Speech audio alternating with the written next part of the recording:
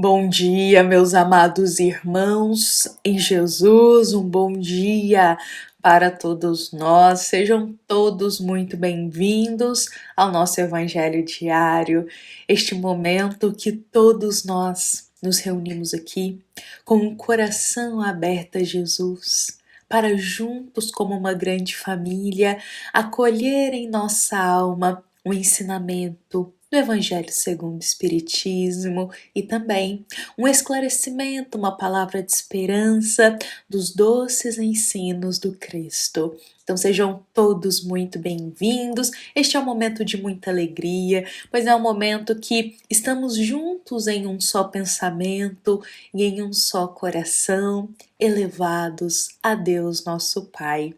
E hoje, meus irmãos, para nós refletirmos aqui a passagem do Evangelho segundo o Espiritismo que está nos guiando, nós iremos trazer também um momento de grande ensinamento de Jesus. E esse momento do Cristo foi vivenciado junto com Paulo de Tarso. Meus irmãos, Paulo de Tarso, ele é conhecido como aquele grande discípulo do Cristo, que ele teve uma mudança na sua existência de conduta, de vida, de forma de pensar, que é exemplo para todos nós. Paulo, antes dele se tornar Paulo, e eu digo antes porque ele muda o nome dele.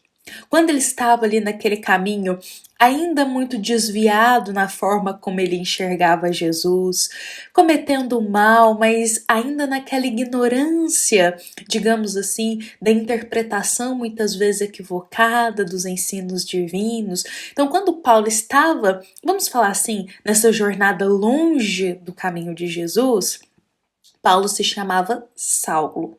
Saulo. E quando ele transforma o coração, abre verdadeiramente a alma dele para ser um discípulo do Cristo, ele escolhe mudar o nome dele para Paulo. Então, meus irmãos, Paulo de Tarso é um grande discípulo e exemplo de renovação para todos nós, aquele que deixou os velhos hábitos e escolheu seguir em frente com Jesus, se renovando, um exemplo muito bonito para a gente de transformação em vida. Mas eu queria trazer aqui para todos nós um pedacinho da história de Paulo, ainda quando ele era Saulo. Lembra que eu disse aqui inicialmente, quando ele era Saulo, na mesma vida, apenas quando ele muda de nome. Mas quando ele ainda se titulava como Saulo, era quando ele estava um pouquinho desviado realmente do caminho do bem, meus irmãos. Quero contar um pedacinho dessa história para nós hoje. E essa história, meus irmãos, só para nós ficarmos aqui esclarecidos, todos nós encontramos ela lá na Bíblia, no livro Atos, capítulo 9, do versículo 1 a 18, e também encontramos com muito mais detalhes no livro Paulo e Estevão, psicografado pelo nosso amado Chico Xavier, ditado pelo Espírito Emmanuel. Então é um fato que eu vou compartilhar aqui com todos, que encontramos tanto lá em Atos, como também no livro Paulo e Estevão, viu, meus irmãos?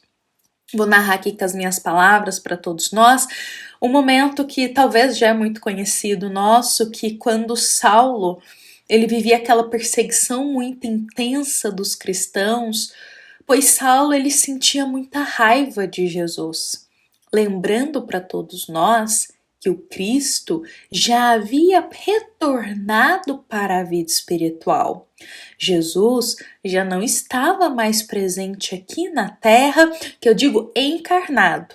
Jesus nos acompanhava, nos guiava agora em espírito. E mesmo assim, Jesus já havia retornado para a vida espiritual. Saulo continuava nutrindo um grande ódio de Jesus. Ele não admitia os ensinos do Cristo. Então, como Jesus já havia retornado para a vida espiritual, ele começou então a perseguir aqueles que seguiam Jesus, que continuaram seguindo a Jesus, ou seja, os cristãos. E Saulo ele perseguia assim, meus irmãos, fazendo coisas realmente muito maldosas. Naquela época era tudo muito bruto, era tudo muito ainda animalesco, a forma como eles se tratavam, principalmente quando era nesse sentido de perseguição. E Saulo seguia assim, perseguindo diversos cristãos.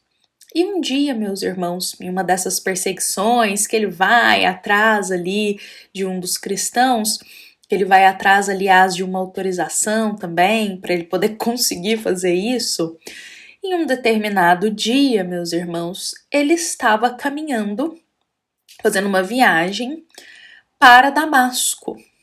Ele estava indo em viagem para Damasco. Ele mais alguns companheiros.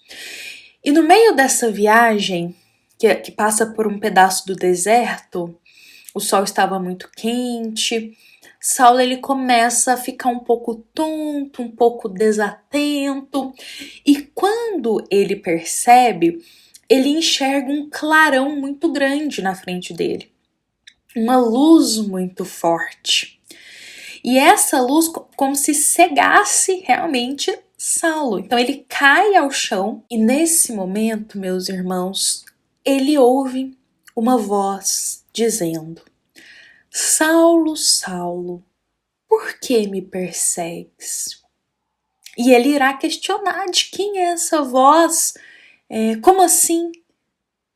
E ele ouve a voz lhe dizendo: eu sou Jesus.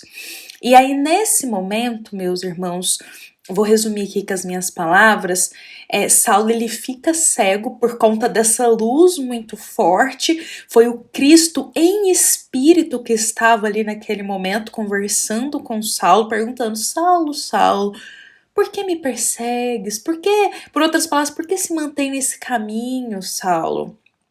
E aí, meus irmãos, Jesus, conversando em espírito com Saulo, orienta para que ele vá então para Damasco, adentre ali. E Saulo, ele abre o coração dele naquele momento para Jesus. Aquela conversa que Saulo tem com Cristo toca profundamente o coração dele. E ele decide, a partir daquele momento, realmente abrir-se para ser um discípulo do Cristo, aceitar, caminhar com Jesus, ouvir os ensinos do Cristo. E aí a jornada dele vai ser longa. Mas só que, meus irmãos, o importante é que agora que eu vou trazer pra gente. Nesse mesmo instante, Jesus, isso aconteceu com Saulo, ele ficou cego por conta daquela luz muito forte, lembremos disso, e ele continua, ele vai para Damasco. E aí, meus irmãos, nesse mesmo momento, Jesus, em espírito, ele vai aparecer para um cristão que se chama Ananias. Ananias era um homem que mesmo depois da partida de Jesus para a vida espiritual, Ananias ele abriu o coração dele para seguir a Jesus e ele realmente virou um discípulo do Cristo no seguinte sentido de trabalhar para Jesus da forma que ele tinha, pregava as palavras do reino de Deus. Então ele era uma alma que já estava ali encaminhado na estrada de Jesus. E em espírito Jesus irá conversar com Ananias. Irá pedir, meus irmãos, para Ananias ir atrás de um homem que estava ali em Damasco, um homem chamado Saulo, e que Ananias fosse lá para curá-lo, pois Saulo estava cego e Ananias iria curá-lo e Saulo voltaria a enxergar. E aí Jesus diz aonde que Saulo se encontrava, na casa de quem, e tudo que ele deveria fazer. Ananias, quando ouve esse pedido de Jesus, vou falar com as minhas palavras aqui, meus irmãos, é como se ele questionasse assim: Cristo, o Senhor tem certeza disso que o Senhor está me pedindo? Porque Ananias, ele conhecia, ele já tinha ouvido falar de quem era Saulo, meus irmãos. O grande perseguidor dos cristãos. Aquele que não tinha piedade nenhuma, que torturava, fazia as maiores maldades com quem falasse que fosse cristão. E aí Ananias se vê na seguinte situação: Jesus, em espírito, pedindo para ele ir atrás de Saulo. Aquele que perseguia, que maltratava os cristãos, e que provavelmente ele era um dos perseguidos, não é mesmo, meus irmãos, pelo Saulo, ele fica desorientado. Então, Jesus, eu aqui, meus irmãos, estou dizendo com minhas palavras, mas é exatamente essa essência. É como se ele falasse: Jesus, o senhor tem certeza disso que o senhor está me pedindo? É isso mesmo que o senhor está me pedindo? Para eu ir lá, atrás de Saulo? E aí Cristo, ele irá responder a Ananias, meus irmãos, de uma forma que eu considero uma forma muito bonita. Porque Jesus vai dizer assim: vai, pois este é para mim um vaso escolhido para carregar o meu nome diante das nações. Diante do receio, do medo que Ananias estava desse pedido de Jesus, o Cristo diz para Ananias: ir, vai. E Cristo pondera que Saulo é para ele um vaso escolhido para carregar o nome dele diante das nações. Por outras palavras, é como se Jesus estivesse dizendo: vai, vai, Ananias, pois algo de muito bom irá frutificar dessa sua ação. Vai lá curar o Saulo. Vai lá retirá-lo daquelas sombras que ele está, pois desse ato irá frutificar boas ações. Meus irmãos, Cristo pedia para Ananias ir lá curar o Saulo da cegueira dele física, por conta da luz que ele viu no deserto. E é como se Jesus estivesse pedindo para Ananias ir lá retirar Saulo daquela escuridão, daquelas sombras que ele estava, por um ato de muita humildade e muita caridade. E Ananias está com medo, Ananias está com receio, é um pedido muito grande. Ananias não estava confiando em si para realizar essa tarefa que Jesus estava lhe pedindo. Ananias não estava confiando em si próprio para realizar um pedido de Jesus. Olha que situação, meus irmãos, Jesus em espírito pedindo algo para Ananias. E sabe, meus irmãos, quantas vezes Jesus também nos pede certas tarefas na vida. E nós questionamos: tem certeza, Cristo, que é esse o caminho? Tem certeza, Jesus, que é isso que o Senhor deseja que eu faça? Que é esse o dever, que é esse o compromisso que o Senhor está confiando para mim? Quantas vezes, meus irmãos, Jesus também faz um pedido para nós, para irmos ajudar um irmão, para ampararmos alguém.